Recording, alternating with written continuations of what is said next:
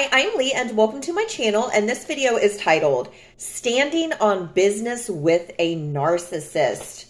Whew, yes, and this is hot girl summer. We are standing on business. We are not letting any guy walk all over us, treat us less than. Absolutely not. We are standing on business. And life is all about learning lessons. And with narcissist number one, I did not stand on business. Not at all.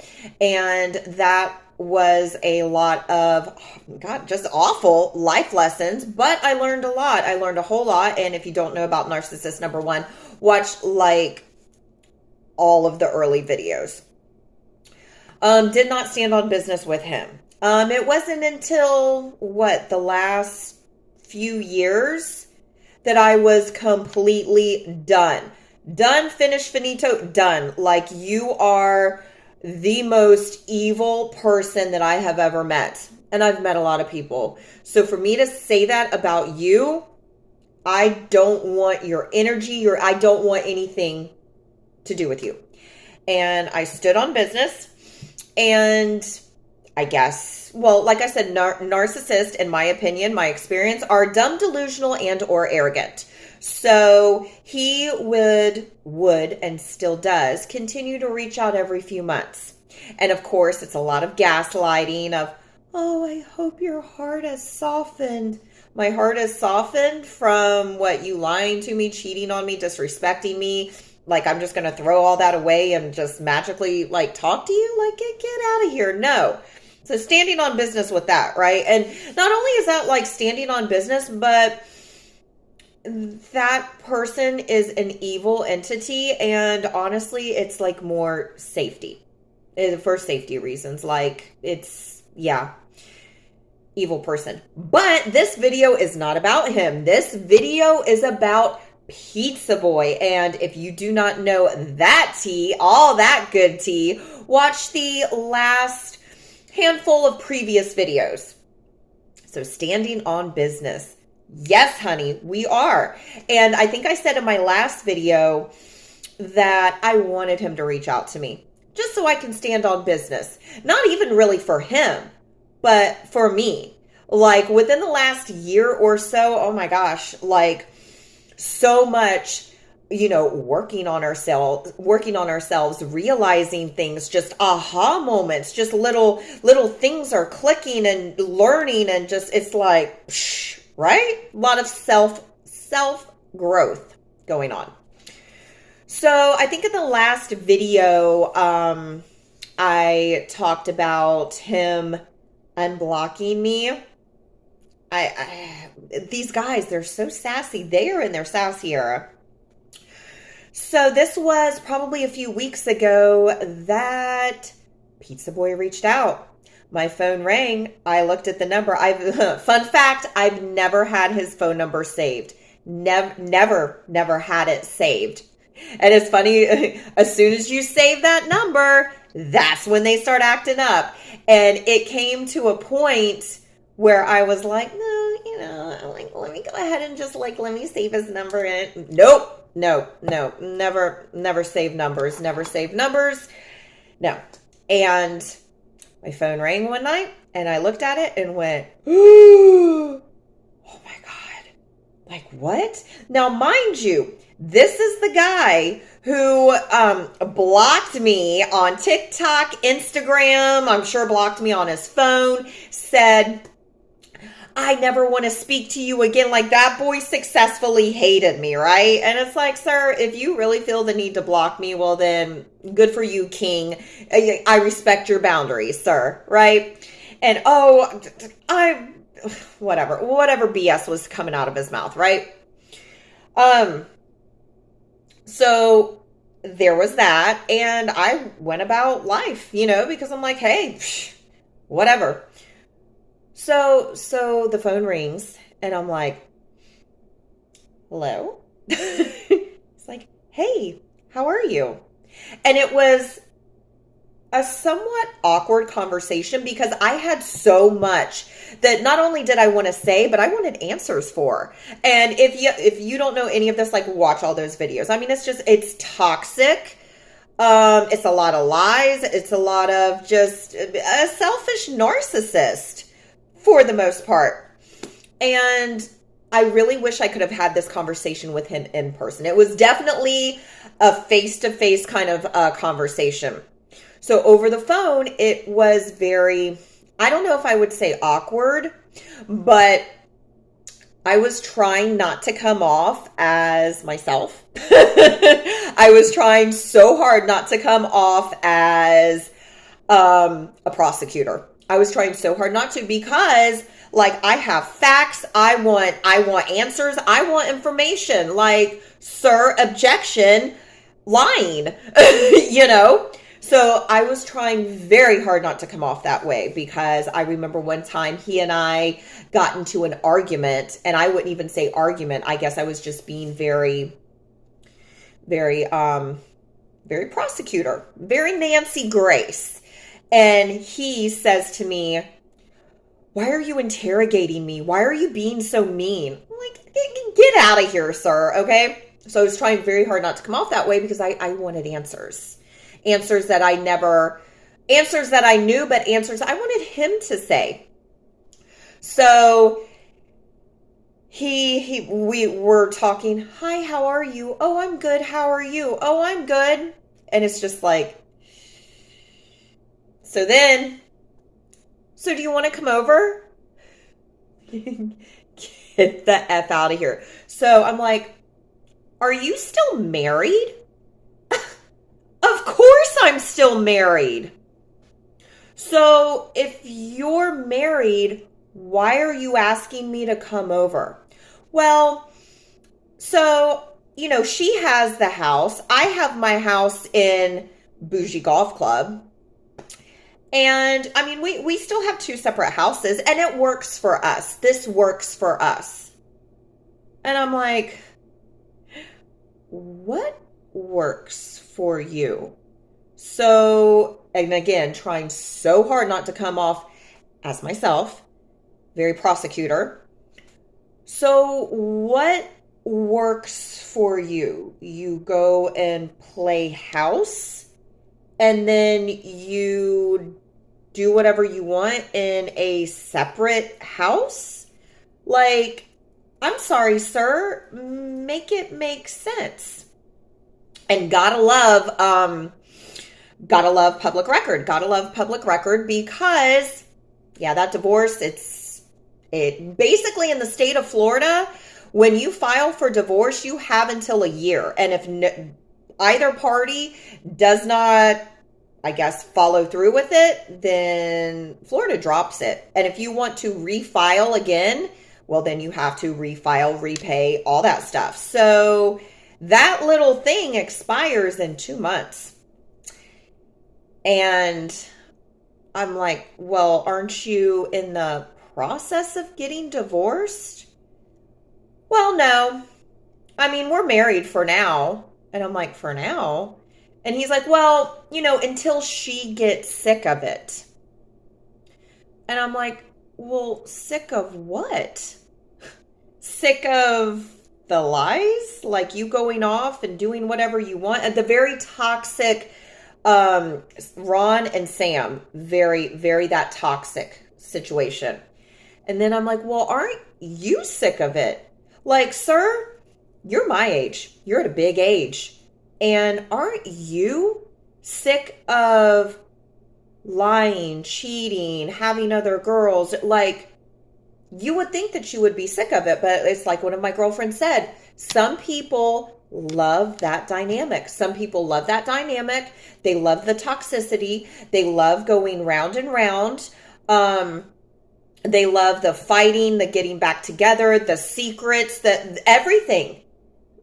And I know it's hard for us, myself, to fathom, how can you keep doing this? Like, it has to get tiring, right? Apparently not. Apparently, some people love that. And I said to him, I can't come over. I can't have anything to do with you. You are married. Well, but it's not like that. I mean, we're married, but I go off and do my thing. I'm like, baby, as far as the state of Florida is concerned, you are married. Well, but we have businesses, we have kids. Baby, you are married. And let's just call a spade a spade. You are married, sir. And no, I'm sorry. I cannot have anything to do with you while you are married. Like, I'm sorry. I can't. Why don't you call me whenever you're divorced? Well, you'll be married by then. So this is how you two are going to live your lives? Well, yeah, until she's sick of it. And I mean, like I've spoken previous videos, she basically wears the pants in the relationship. It's her money, her daddy's, but hers, her money. And then one of my girlfriends said this: not only do some couples love that toxicity, love that dynamic, but also it is a power trip for her, for that relationship. That is her money. That is not his, even though they are married. That's her money. That's everything that she's done. And I'm sure she tells him that all of the time, because there was a time when this whole divorce thing was going through. This was like last year. I remember this. And he was over there, the attorney called, and he freaked out because, oh my God, this is really serious now. This is really serious. And he had moved out of the second home, I guess, the trap house in the bougie golf course. Moved out of that. Said business was and still is tanking. I mean, that place is a money pit. It does have potential, but is that potential in the room with us right now? No. Business tanking, had to fire people because he could not pay them, couldn't pay himself, all this stuff. And I'm sure it was his mother in his ear saying, if you can't handle all of this financial ruin that you are in, well, then you need to be with her because she's going to take care of you. Women marry for money all the time, right? Why can't a guy do it? So, and in his eyes, I mean, it's perfect. You have someone that is taking care of you financially. You're set for life. And she lets you go off and do whatever you want. I mean, who wouldn't want that, right? Who wouldn't want that? I don't get it. I mean, but again, that's what makes the world go round. If we all were the same, life would be boring, right? So I say, I'm sorry. We are not, as long as you are legally married, sir, I am not having anything to do with you. So call me when you're divorced. Call me when you're divorced and then we'll talk, which was the basis of the conversation. And it was left at that. So then the next day I wake up, oh baby, and we got screenshots, we got receipts. We always have receipts. So the next day he sends me a message, and it's, oh, it was really nice to hear from you last night. My offer still stands if you change your mind. Smiley face. I'll talk to you later. And I'm like, so I leave a voice note of, yes, it's nice to speak to you as well, but I cannot have anything to do with a person who is married. And you think that you get brownie points because you are being open and honest about everything now, and even then, not all the way open and honest, but so no, I'm sorry, I cannot do that. Me, myself, I cannot do that. There's girls out there who can, and hey, more power to them, but I can't. So sorry. So there was that. Then the day after, Again, I ended it with call me when you're divorced. He sends me a message. I will keep this in mind. My offer stands when and if you think differently. I respect your decision. So you respect my decision, but you still want me to go to your house while you commit a sin. No, sir. Talk to you later. So then I respond with multiple voice notes as in, and I got all down into it. Everything that I wanted to say, which is, I cannot do that. I cannot disrespect myself by being involved with someone who is married. Whether that's however you want to put a spin on it, if you are lying to your partner, you're cheating. I cannot do that. And not only can I not disrespect myself, you would not respect me. You would not respect me one bit if I hooked up with you, did anything with you while you were married. Let's just be honest, you would not respect me. And it's true. You wouldn't. So then, this was one day. He responds, "Hi, Lee. Listen, I'm trying to be respectful of what you said about me being married, etc." No, you're not. Now it's a game to you. You're trying to get a piece of, you know what? I didn't respond yesterday for that reason. Well, no, because as with most narcissists, and honestly guys in general, when they are called out, radio silence. Radio silence. When they're called out, radio silence. I don't want to keep beating a dead horse. If you say not right now, then that's what it is. I'm not mad. I'm just trying to be good regardless of what I want, LOL.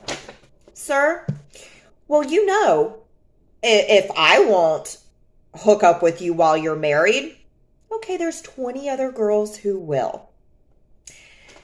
So I respond with a voice note, which basically just reiterated everything that I had said. I'm not a mistress. What about me is giving side chick. It's giving side chick. It's giving mistress. What about me gives that? Please, sir, enlighten me, because I know I do not give any of that. So then he responds with, it would be nice to see you, but maybe we should wait, like you said 100 times, LOL. Well, yeah, sir. Then I respond with voice notes, and then I guess he's not liking what I'm saying. Oh, we're kind of going a little bit back and forth. Then he says, and this had me dying, I don't need more social media posts, please, LOL, or problems, or you laughing at me. Definitely not cool. Okay, well, hold up now. So, actually, sir, the post that I made, I'm not going to lie, I did go back and see what I posted, and I was like, cold-blooded. Oh my gosh. But like my friend said, the shoe fits, Cinderella, because I did not tag you, did not say your name, did not nothing. So if you're a little hurt over these posts, well then, sir, I don't know what to tell you. I mean, the shoe fits, baby. So you are stalking my social media. Of course you are. So then it's more voice notes, more voice notes. Then he calls me. And we kind of get into it, I guess. And it's actually, he called in a panic, and it's, I know I've been saying that I'm getting divorced. I know I've been saying this and I've been saying this, but I just have to wait until I'm divorced. And it's like, sir, it's obvious both of you are unhappy in your situation, but neither one of you wants to pull the plug. So obviously, you two love this dynamic. Hey, I don't know what to tell you, sir. It was a lot of, I don't know, actually it was just a lot of him like freaking out. And it's like, that's kind of very unattractive. Like, not only are you a sinner, but you're insecure, and it's definitely not attractive. And yeah, where is the confidence, sir? Like all that went out the window. So we had about a 20-minute phone conversation, and I sent him a voice note that, basically said, reiterating everything, like, basically, sir, I know you are used to getting your way. You are a very good looking guy, and you know that you are a very good looking guy. So girls will do whatever. You'd never get told no. And if you do get told no, you can talk your way into yes. You can talk your way. If that doesn't work, you can manipulate your way. But one way or another, you always get your way. When you don't get your way, that's when you basically have a temper tantrum, get violent, and basically act like a 5-year-old child. And that is very unattractive. And how I said, you would not respect me. I would not respect myself. And why on earth would I go back into that self-hatred toxic cycle again? Why would I do that? And I said, I'm not going to reach out. I'm like, obviously you have a lot going on, which given. Obviously you have a lot going on. I'm going to step away, give you your space, and let you figure everything out. And whenever those divorce papers are signed, you can call me. You know where I'm at. And that was the end. That was the end of the conversation, I should say, because I was standing on business. I wanted to call him. I wanted to message him. And I was like, no, I can't. I'm standing on business, because the moment that I say, hey, I'm stepping away, I'm giving you your space, I'm going to let you figure everything out, you call me. Then, if I call, text, send a voice note, then it's, oh, she don't mean what she says. Look at her. She's jocking me all over again. She doesn't mean what she says. So I know I can talk her into this. I can talk her into that. Psh, please. So yeah, stood my ground on that. And throughout that whole process, there was the social media aspect of it. And like I said in previous videos, this guy posts the most cringiest TikToks. The cringiest. I even had to show, I've shown all my girlfriends, FYI, shown all my girlfriends, and they're like, ew. I mean, they all say the same thing. Like, he's very attractive. He's very attractive. He's very good looking. But this is the cringiest-ish I have seen. And it's not attractive in the least. And it's all, duh. With narcissists, everything is for attention. It's all for attention. It's all for attention. And then you get into that cycle of analyzing, deciphering. Then it's like, okay, well, I have to post something because he's going to see it. It's all calculated. It's all calculated. And it's like, I'm sorry, sir. Are we in middle school? No, I can't be in this toxic cycle, right? So I guess he was a little in his feelings and blocked me on TikTok and Instagram all over again, which I was dying. I was dying. But like I said to my girlfriends, well, good for you, King. Good for you. Stand your ground, baby. Stand your ground, right? Whatever you need to get by. And they were like, well, do you think he's going to reach out again? Well, that's kind of hard to say. I didn't think I would ever hear from him again after he blocked me and told me I have nothing to say to you ever again. And then about 4 months pass and it's, hey, what are you doing? As with narcissist, everything is a game to a narcissist. It's never about you. It's never, oh, I really like you. No, because if they like you, they wouldn't do things to hurt you, manipulate you, use you. They wouldn't do that. So everything is all a game. It's all a game. It's all about getting your ego stroked, getting your ego fed. So I have rejected this person multiple times within the days that he has reached out. I can't do this. I cannot, sir. So maybe after a few months pass, it's, oh, let's reach out to Lee and see if she's weak. Because I mean, that's all it is with a narcissist. But stand on business. Stand on business. Narcissists don't like it when you stand on business, because when you stand on business, they don't get their way, and they're always used to getting their way.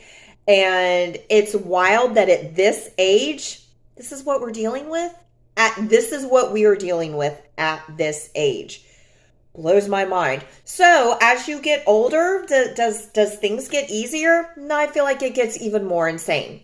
But it makes for good content. So thank you for watching. And if you like this video, please give it a thumbs up. And if you like this content, please consider subscribing. Thanks, guys. See ya.